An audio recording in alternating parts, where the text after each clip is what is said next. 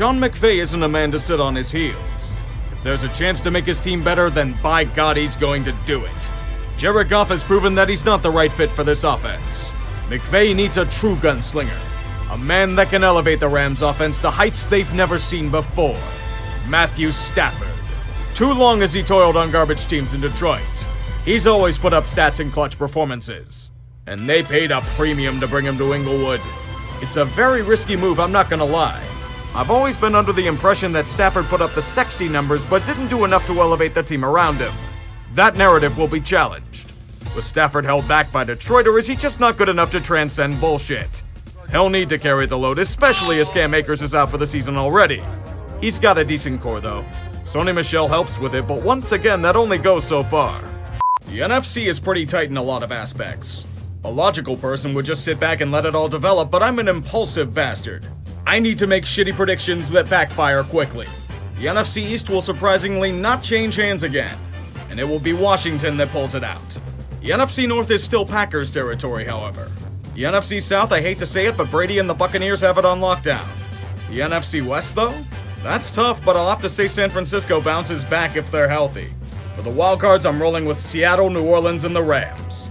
Once again, many teams can be considered for these 3 slots. With that being said, I should shut the hell up. It's time for some fucking football. SoFi Stadium gets its debut. It's a majestic place, one where Matthew Stafford can have his fantastic revival. Look at him sling the ball with ease. One look at that man and he exudes body language that's elated to be free from Detroit. Think of this game like the Harlem Globetrotters against the Washington General. The Rams put on a good show, the fans leave happy, they get a win, and LA looks like a strong contender for the NFC West title. But what about Chicago? They were only good at jobbing to the star of the show. Matt Nagy is serious about using Justin Fields as a glorified gadget player, isn't he? There are a few recent examples of this. Lamar Jackson tied to Joe Flacco and Jalen Hurts tied to Carson Wentz. You know what these pairings had in common? They didn't fucking work. If you're serious about developing Fields, let him sit and learn the playbook. This token chintzy shit doesn't work unless you have a good game plan. Do any of you believe that the Bears have that now? Fuck no. What do you get when you mix a home team desperate to win, an opponent known for having a strong interior defensive line, and prime goal line situations?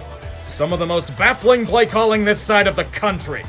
You're facing Aaron Donald, so you run 3 times up the gut at the 1. And then make Carson Wentz try to resurrect the drive to be sacked by Leonard Floyd. How about a second go-around where they run up the goddamn gut again, followed by what in the actual fuck is that play? I want answers. Or heads, preferably heads. I don't care that the Colts found a way to fix their mistakes and got back into the game. That play calling was fucking brain dead. Coaches get too cute and overthink their situations, resulting in poor outcomes. Remember those plays. They'll come into focus later. Back from my tangent, the game has become surprisingly competitive in the second half. Indianapolis was reminded that, yes, they do have talent on their roster. They capitalized on LA's what the actual fuck play of their own. They made big plays. They even had the lead. So why am I rambling?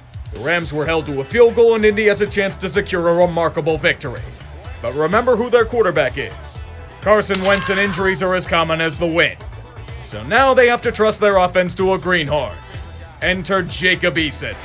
Eason on second down, and Jalen Ramsey. You know, his dad seems like the apple didn't fall far from the tree. I don't blame Eason at all, though. He was forced into this situation. How about not winning football's Darwin Awards in goal line situations? That'd be a start, wouldn't it? The Colts aren't just 0-2, they're a hilarious 0-2. My gut busted. Unlike on those goal line rushes. The Rams have had success early on, but they need to make a statement. There are still questions about the team, despite their talent. Their first true test comes here, against the defending Super Bowl champs. Tampa Bay is bringing both their winning core and the bandwagon fans that cling along for the ride. Even for their strengths, the Bucs have a glaring weakness. Their young secondary. It's mercurial.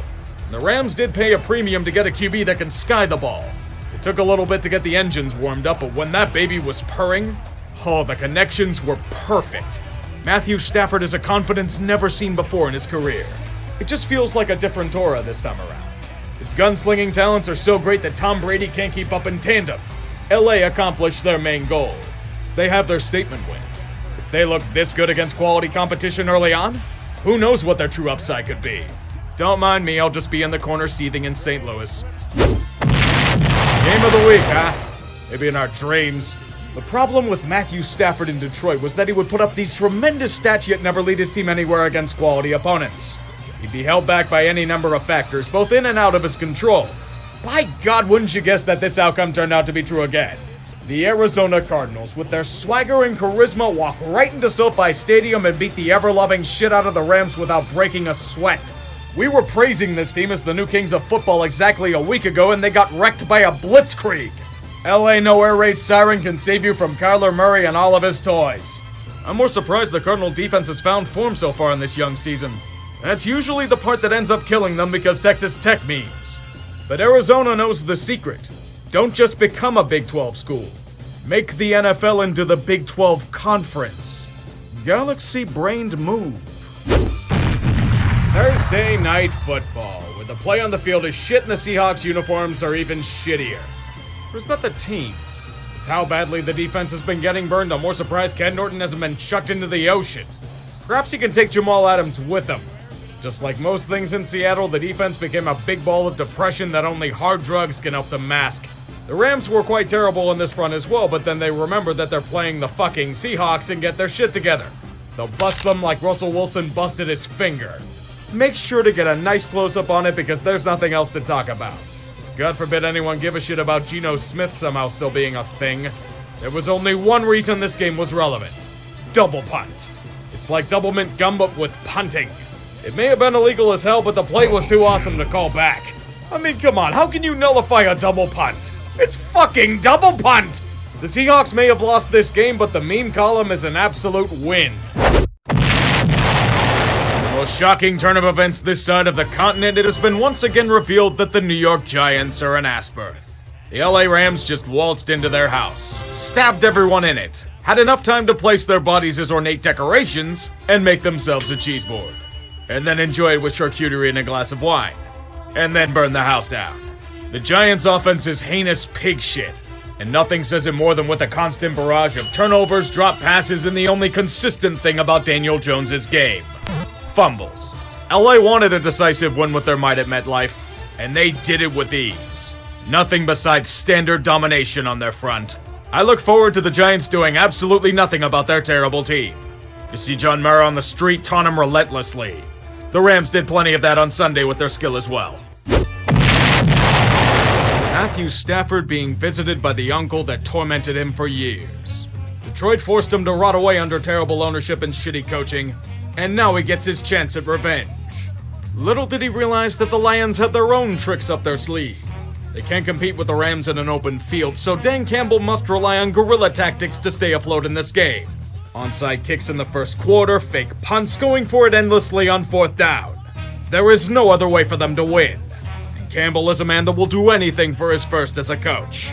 His team plays hard for him, there's no denying it, but that's all they have. Despite everything they've done, Detroit can't gain control but is within striking distance. They're only down one score. All they need is for Jared Goff to do something against his former team.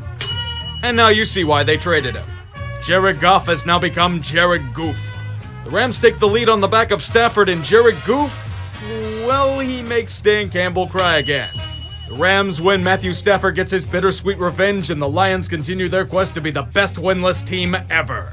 Despite how shitty the year is on the surface, this is unironically the best season the Lions have had in years. Sad but true.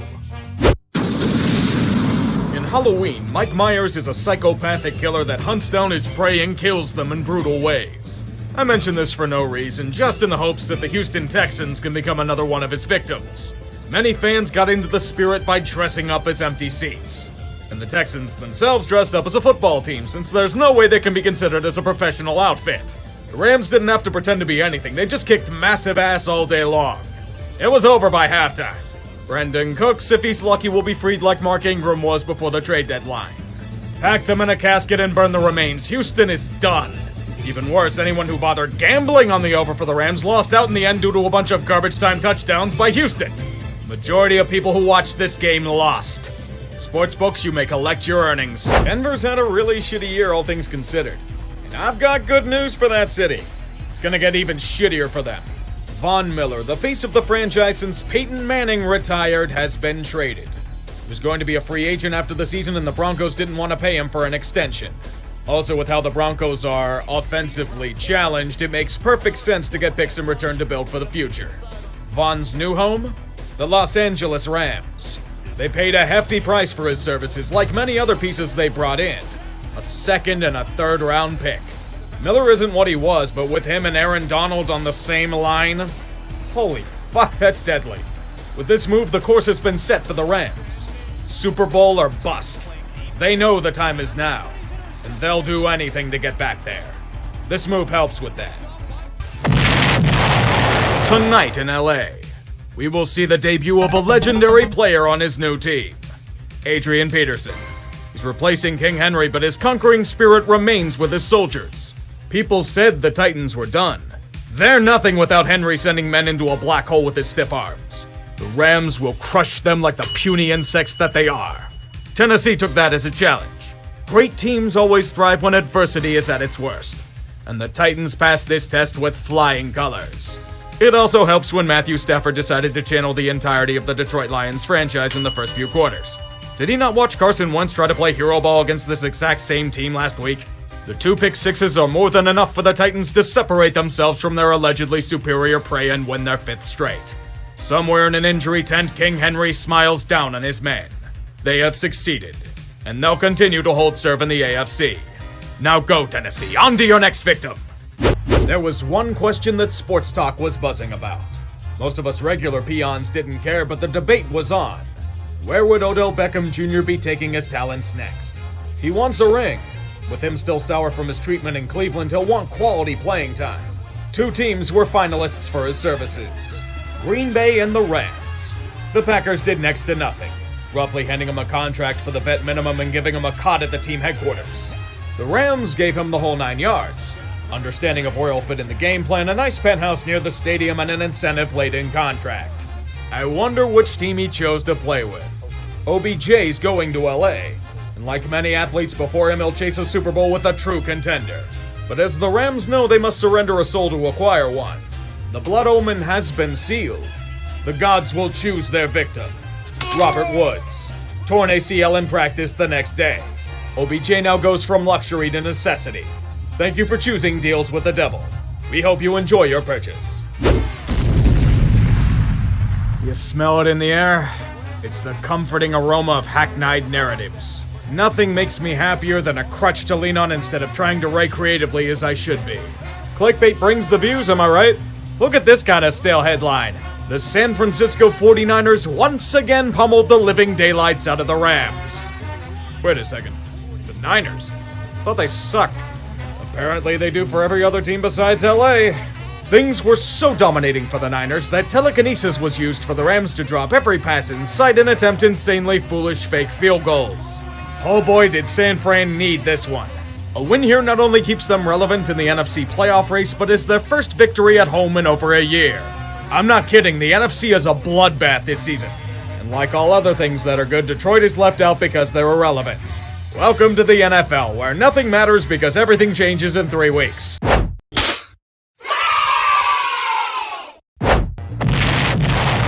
Rams and the Lakers have a lot more in common than either franchise would like to admit. Both are home to a ton of old stars that may or may not have gas left in the tank. Both have invested a shitload of money and resources into making their teams contenders. And both are a lot like most of the useless remakes that litter Hollywood these days. They do nothing but underwhelm at the box office. All of those names and that star power means little when they don't gel together as a team. Green Bay was a test for them. How can they hold up against a heavyweight like them? From the looks of it, about a half before the wheels fall off. The Packers are dealing with significant injuries as well, but still looked rock solid. Their quest to achieve a final glory will continue on as LA wasn't too tough for them. Too many unforced errors by the Rams, and in this kind of gauntlet, every single fuck-up is going to be magnetized. Now, I'm not throwing in the towel for LA yet. It's a short stretch and they can still find the form they were hyped to have. But I can't say a 3-game skid is encouraging. I trust Sean McVay to do something to have them hopefully not suck, but I can't say I'm not enjoying watching them fail. Not for the shit crunk he pulled on St. Louis when he moved. Fuck that toupee-wearing snake. millions around the football world cheer for the Detroit Lions and their win, Jacksonville is still as fucking useless as ever. Detroit may be the special needs kid that people rally around, but the Jags are the entitled sack of shit that alienates everyone around him due to his unwarranted arrogance.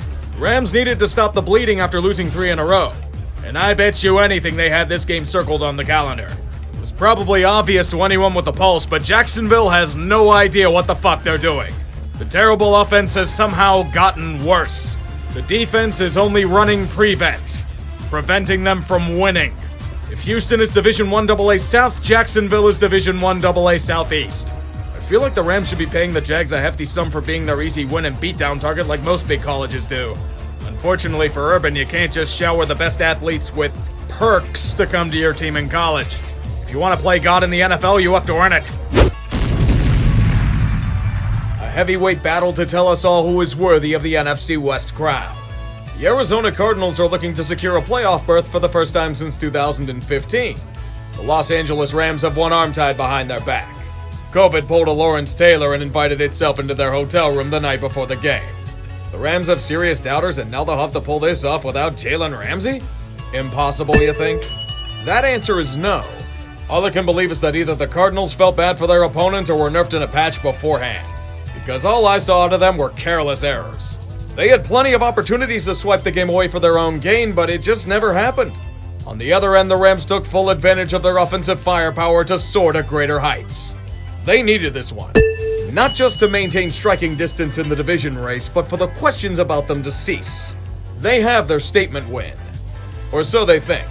Arizona is putting on a show for their fans and doing everything they can to lift off at the last minute. And they did recover the onside kick. Jesus, can anyone properly close out a game these days?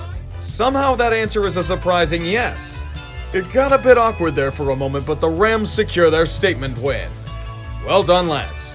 You put yourselves back in Super Bowl contending status with this one. We can all agree this year has been insanely fucked for the NFL. Most games like the last one we recap feel like they're on some kind of drug cocktail. It's exhausting to follow this league some weeks. The only benefit is in memes fresh out of the oven. You thought it couldn't get worse. An old friend has reemerged onto the scene. Corona-chan is back from her lengthy vacation and wreaking havoc on every sports league throughout America. The NFL has felt her wrath hard. You may have noticed all the coughing last week. It was for good reason. Over 150 cases in the league over a 5-day span. It's not Pokemon to catch. Coronavirus is running a train throughout multiple organizations. Cleveland and the Rams have over 25 players in COVID protocol. Washington has over 20. Other teams like the Bears, Texans, and Lions are getting wrecked as well. 8 teams are in enhanced COVID protocols. This is the worst case scenario we were fearing last season, and we're seeing it happen in front of our eyes. The NFLPA pleaded with the league for games to be postponed, but of course they waited until the last moment. In a shocker, the Shield cared more about game integrity than cold hard cash. The Saturday Browns and Raiders tilt has been pushed to Monday. Seahawks versus Rams and Reskins versus Eagles have been rescheduled for Tuesday. We have it again in doubleheader form, boys! Tuesday night football! Any chance we can get a Wednesday night game? For all the glorious memes? It's ironic. The Seahawks, among other teams, complaining about having their games pushed back due to COVID while suffering a COVID outbreak of their own. So now both teams are hampered and ailing in this once proud divisional contest. The Rams are still champs in that regard. They had over half their roster in COVID protocol. And while some players returned, they were still far from full strength. Even then, Seattle can only experience one reality that may be coming their way. The end. Witnessing the Seahawks limp and wince their way into painful defeats this season feels like an era is coming to a close. These aren't the same guys that were consistently bailed out by Chef Russ's cooking. I don't know if it's age, lingering injury, or a lack of a chorus around him, but the offense has no sync whatsoever. An LA group was ripe to be pounced on, and they still couldn't do it. The worst part was that their defense did everything they could to stymie the Rams' attack, yet it was their comrades that let them down. And things somehow couldn't get worse. Ref ball fucks them with a blatantly missed pass interference call because the guy throwing it isn't Tom Brady. With every gash slowly breaking them, the Seahawks lose and suffer their first losing season in a decade. All good things must come to an end, and that includes the era of Carroll and Wilson. Those trade rumors with Chef Russ are starting to sizzle. When there's smoke, there's usually heartbreak. Just not for the Rams, they'll kick you into the dust. The Vikings. Whenever you think there's a chance in hell of them doing the right thing, they'll somehow take your low expectations and treat them like a bird flying into their stadium glass. Dead on impact. Against the Rams at home, they encompassed every single fucking thing wrong with their franchise this season. And perhaps most of them in their history. You already know the name of the game. Repeated acts of self-destruction. No matter what they do, the Vikings will sabotage themselves as a form of suffering. Receivers' hands turning into stone at the goal line. This is obviously Kirk Cousins' fault. The defense gave Matthew Stafford flashbacks of his Detroit days with bad luck aplenty. 3 interceptions off of him, 2 in the red zone, and they could do little with them. Not with how terrible their special teams were as well. This punt return touchdown is probably also somehow Kirk Cousins' fault as well. Minnesota, like every other scenario of theirs this season, was handicapped by awful coaching, bad play calling, and shitty execution. I think Vikings fans would agree with executing certain people for this increasingly lost season. Fighting off the Rams alone would have been tough enough, but Minnesota keeps making it harder and harder for themselves. This game might have been the dagger. Next week is Green Bay. Wonder how the fuck they castrate themselves there. Not that it matters to the Rams. They'll give the heartbreak to gain the division lead and secure a playoff berth.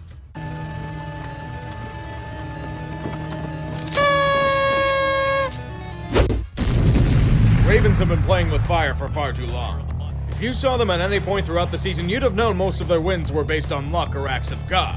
But the injury bell will eventually toll. Someday the price paid in bones and ligaments will be too great for a team to overcome. When one thing goes right, 2 other misfortunes come to take them down. Lamar is still dealing with a hobbling ankle injury, so Tyler Huntley will have to prove imitation is equal to the original once again. Fortunately, Matthew Stafford is reminding us all why he never led Detroit anywhere in the past. For whatever reason, he falls apart in critical situations. 3 horrible turnovers at Baltimore in a position they haven't been in often as of late. In the lead. I just wish their drives wouldn't keep stalling out, but Justin Tucker should be well rested from his lack of use on final drive touchdowns. It's now the 4th quarter. And an uneasy feeling embalms Baltimore. The Rams are slowly chipping away at their lead. The Raven offense can't sustain momentum, but there is a chance to put it away. They're near the goal line, and all they have to do is stall out again. You fucking had them, man. How can you implode like that? Do you know how porous your defense has been due to a litany of ailments? We've been down this road before. They'll make the opposition quarterback look like a Hall of Famer while anus is clenched throughout the Chesapeake. But maybe this is different. They're stopping them in the red zone, and all they need is one more to escape. On 4th down, Stafford slings, Beckham holds on! Shit, I forgot Matthew Stafford's also incredible with the 2-minute drill. Ravens, don't do this. Stafford rolls, throws, end zone, Beckham, touchdown! Rams lead! Oh no. The football gods betrayed them again. Their 3rd devastating loss in 4 weeks. This time when victory was all but assured for them. The Rams steal a win from under their opponent's feet. And it's pretty much ended the Ravens' season. Not only do they have to beat Pittsburgh despite no momentum whatsoever, they have to beat Jags fans next week. On top of other things. It's over, Baltimore. Cut off some heads in the coordinator ranks. The time has come. You had an opportunity, and you blew it. San Francisco may have won their last 5 appearances against the Rams, but early on, not looking so hot. The Niners are struggling immensely. Oh no! As LA knows the stakes of what is to come. But here is what separates the true contenders from fool's gold. Can they finish off their opponents when they are down?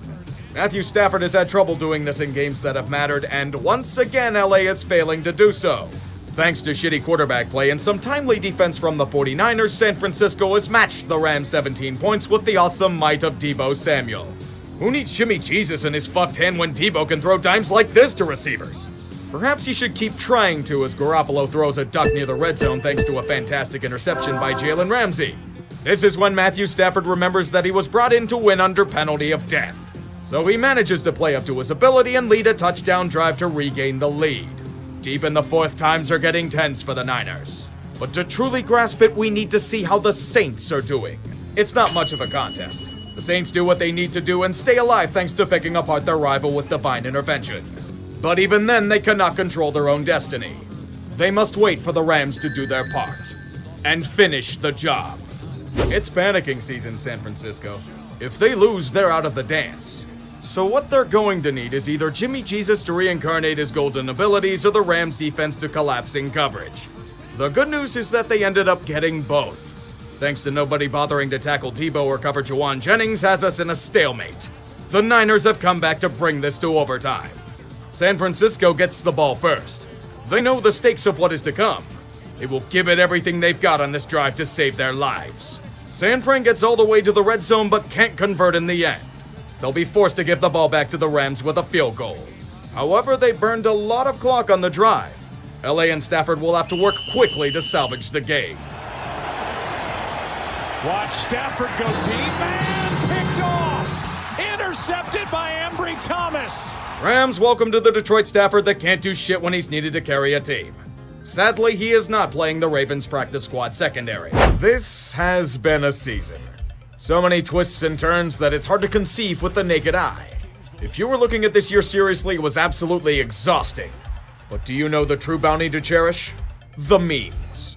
It was fucking gold for this economy.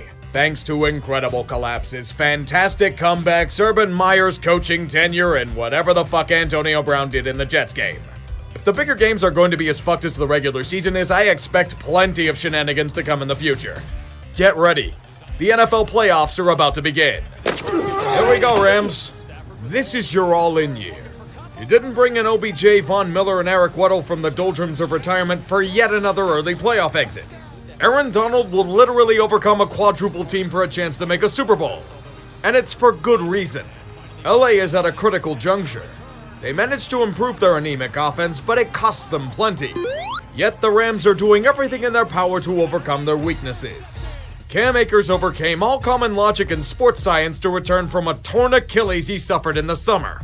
Van Jefferson is emerging as a legit weapon to go with Cooper Kupp and OBJ. Andrew Whitworth is still kicking ass at 40.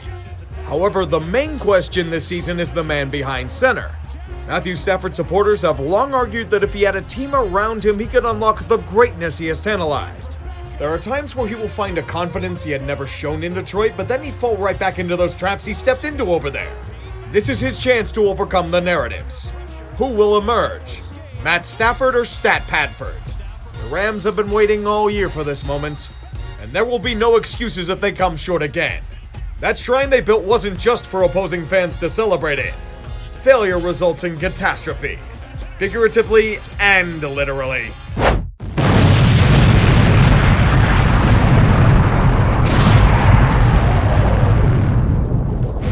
Thought we'd get rest after how bonkers this season has been? We got about a week of calm. Do you want proof that the league scriptwriters need a pay raise? Look at who made it out of the AFC. In the NFL this season, 3rd and 2. Burrow hit on a release, puts a nail under it. Near side for Boyd, and it's incomplete. Rock bottom manifests in many different ways. Sometimes it's in executive failures. Sometimes it's in years of apathy and broken fan bases. Sometimes it's in devastating injury. For the Bengals, it was a combination of all three. Joe Burrow's ACL tear was merely the icing on the cake, a statement of authenticity for their failure. Cincinnati was lost. They lost the fans, they lost their talent, they lost any semblance of respect. Things looked even bleaker than they had been. Their star was getting destroyed behind an awful offensive line, and a miserable season was in their future.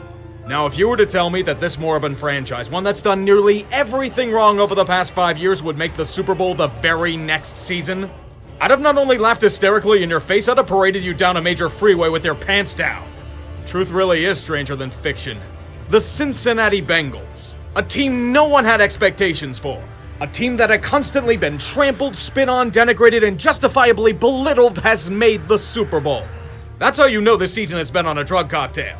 And it's also proof that you don't need any semblance of an offensive line or quality head coach to do anything in this league. You just need a bit of luck, incredible talents, and some nice cohesion to make everything click into place. I said it last year and my beliefs have only been reinforced. Joe Burrow is the real deal. The savior for a city that desperately needed one. A local boy that slings footballs as effortlessly as the Ohio flows downstream. His power has near single-handedly revived the Bengals franchise, uniting their talents together as one cohesive unit. The epitome of cool and controlled, Burrow has been on the big stage before, and it shows in how calm he is under pressure. With the weapons he has to work with, there's magic to be made. In the backfield, there's Joe Mixon, an intriguing dual threat option that can rip through open holes in the line and terrorize opposing defenses. CJ Uzomah is an emerging safety valve, an underrated component of the passing attack. He suffered an injury in the AFC Championship game, but there's a chance he could play, since it's only a sprain and not the worst-case scenario. At wide receiver, gold. Tyler Boyd, the pride of Pitt and bane of Baltimore, is an elusive and breakaway option in the slot. Flanking one side of Burrow is T. Higgins, whom is an outstanding receiver in his own right. We should be talking a hell of a lot more about him and his emergence as a quality number 2, but he's sadly overshadowed by a former connection of Burrow's at LSU. A man that will be the symbol of envy for opposing teams for at least a decade. Jamar Chase. Many complained about selecting him over a much-needed offensive lineman in Penei Sewell. Hell, I was one of them. I felt that Burrow was going to die in the pocket, and the only way the pick would work is if Chase became a potentially generational wideout. Lo and behold, Chase only managed to put together the best year a rookie wide receiver has had in the NFL's history. Everyone remember when people were calling him a bust in the preseason because he had trouble catching the ball? That's hilarious in hindsight. Chase heard those petty remarks and broke away from them with his blistering speed. As a fan of a division rival, I can only say I can't wait to see Burrow to Chase for a while to come against them. Note the dripping sarcasm in that statement. I also can't wait to see Evan McPherson keep making winning kick after winning kick. Drafting kickers can sometimes generate rewards immediately. This is what's happened. McPherson has been outright automatic for the Bengals. A guy who can kick 50-yarders without breaking a sweat. He's clutch, and that's vital for a kicker. On defense, they're not exactly the most dominating group in the world, but they have ability, and they know how to hold offenses at bay when they need to. A huge pickup for them this offseason was Trey Hendrickson. One-year wonder? How about no? Along with Sam Hubbard on the other end, they've been vital pieces to their edge-rushing renaissance. Larry Ogunjobi is unfortunately out with injury, but DJ Reader and BJ Hill made their presence known against Mahomes. Just saying. At linebacker, it's a hardy group led by Jermaine Pratt, Logan Wilson, and Marcus Golden. In the secondary, Chidobe Awuzie, Von Bell, Jesse Bates, Mike Hilton, and Eli Apple lead a relatively underrated group that can clamp down opposing receivers. I can't believe I'm saying that about Eli Apple. What the hell is wrong with me? It's a testament to the majesty of the NFL, where a team as lost as the Bengals can transform into a legitimate contender nearly overnight. Joe Burrow has been that piece. Jamar Chase has been that piece. Evan McPherson has been that piece. A defense that can hold powerful offenses at bay when needed has been that piece. The Bengals might be one of the cheapest organizations in the NFL, and Mike Brown may not deserve to be anywhere near a Super Bowl, but the talent itself does. And while they may have been dancing around fire against Tennessee and Kansas City, you still have to have the ability to go in there and capitalize on the self-destruction. The rewards have been great. Their first playoff wins in 31 years. The best season since he has experienced since the 80s. They've made it here twice before, but ran into San Francisco both times to fall short. Their next opponent will be their greatest challenge yet. And it may be the most loaded team they've faced. The dream of the Rams has been clear from the moment Stan Kroenke fucked over an entire city. To capture the hearts and minds of the people of LA. They know that Angelinos are very picky about their sports teams. They don't tolerate second best. All they want are winners. The two-bit floozies that flock to their fine city and flame out in time are a stereotype. To last and become a legend, you must prove your worth. For the Rams, everything has been in preparation for this moment. They haven't thrown nearly every single draft pick into the wind just to come short of a Lombardi. Because the Rams know what winning means. Solidifying their legitimacy in the city. At least for a short bit. They have the appearance of LA. They have the star power the city craves. They're the hot topic of conversation. All they need is that trophy. And there are so many pieces that are eager to grasp it for the first time. This past offseason, LA made a massive gamble. They needed a legitimate quarterback to get over the hump. And a perfect fit for McVay's system was rotting away in Detroit. His name is Matthew Stafford, a gunslinger who never had the luxury of a competent system around him. There were many concerns about Stafford. Was he good enough to lead his teams anywhere? He had never won a playoff game in his career, let alone made a deep run. LA went all in and paid a premium for his services. And the California kids rewarded them with a quarterback play that they've desperately needed. There are times where Stafford will let it rip and show a confidence that we have never seen from him. This postseason was critical for Matthew. He needed to win to end the narratives. A Super Bowl is finally in his sights. And the win will prove that the Lions were the problem, not him. He's the fan favorite of the bunch. and Detroit will be happy to see their son finally be able to shine. It's a committee affair at running back. Sonny Michel brought in from the Patriots Darrell Henderson Jr. and Cam Akers with the powers of mutant healing has returned from a major Achilles injury after only 6 months. Eat shit, medical science. Cam Akers overcomes your projections. Stafford's choices at wideout are vast and deadly. Cooper Kupp leads the way. The route-running ability of a slot receiver, the speed and catching skills of a headliner, and the intelligence of a quarterback. And with Kupp's dynamics and versatility, he's near impossible to cover. Besides him, there's an emerging threat on his own in Van Jefferson. He's the home run hitter, and also an important plan B in case Kupp is double-teamed. Don't forget about the new weapon on the Rams. A star of old experiencing a renaissance in this postseason. Odell Beckham Jr. He's not what he was as a Giant, but as a number 2 to give Cooper Kupp space, he's an excellent fit for the role. Somewhere in Cleveland, Baker Mayfield is punching a wall with his healthy arm as OBJ throws a better ball than he has in months. Tyler Higbee would feel bad, but he's trying to recover in time to play in the Super Bowl. Too bad. On defense, an all-star cast with the ability to change games on a whim. Aaron Donald, he's still in his prime. And even when you double-team him, it's no guarantee that he'll be stopped from reaching the quarterback. This is his moment, and he'll have help to get him there. Another big acquisition of theirs has been reinvigorated with this run. Do you remember Von Miller, one of the greatest edge rushers of the mid-2010s? He's returned to that old form in his stint in LA. Donald allows him the space to do what he does best. It's not much easier on the other side. You'll have to deal with the freak abilities of Leonard Floyd. Not to mention A'Shaun Robinson and Greg Gaines' support. Opposing O-lines, have fun with that. But think of that secondary. They only have one of the elite shutdown corners of the league in Jalen Ramsey. I wouldn't say that's a big piece for them to have or anything. On the other side, a formidable cornerback in his own right in Darius Williams. Their safeties are an interesting bunch. Taylor Rapp was to be expected, but Jordan Fuller was knocked out for the playoffs due to injury. Enter an old face coming back after years of retirement in Eric Weddle. The pride of San Diego has been strong in his return, and he'll potentially be rewarded with a ring. This team is the epitome of Los Angeles. Tons of flash, fame, names, notoriety, and air of superiority, yet it feels so plastic and artificial. Their games have become a destination for celebrities, but most matches at SoFi seem to be dominated by opposing fans. The Rams know they need to capitalize on this momentum.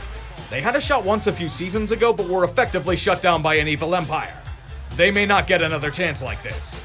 Even for my derision, they're an incredibly talented team with solid structure, good coaching, and organization. I have no problems with the Rams and how they run things, but I just can't get myself to root for them. Not for the city, but for Stan Kroenke. The fact that this man gets to experience success after running over anyone who's ever stood in his way is proof that life fucking sucks. But enough about my bullshit.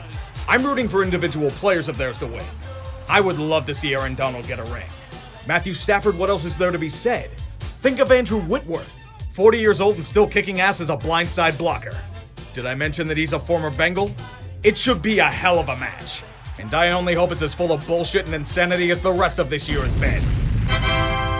On paper, this should be an obvious choice. The Rams dominate the Bengals in so many key areas that this Super Bowl shouldn't be a contest. However, let's not forget the lessons that this year has taught us. Nothing makes any goddamn sense. Expect anything because chaos. Who had the Bengals making it here? Even the most diehard fans didn't see this coming. They've won pretty, they've won ugly, they've won in any way you can think of. They play well against any style of football. They've maintained composure under pressure and forced opposing offenses to bend to their will. Which is why I'm choosing Cincy to win. I'm gonna hate losing the Bungles meme, but it just feels like their time. Also, fuck Stan Kroenke. Can't buy a championship that easily, you fucker.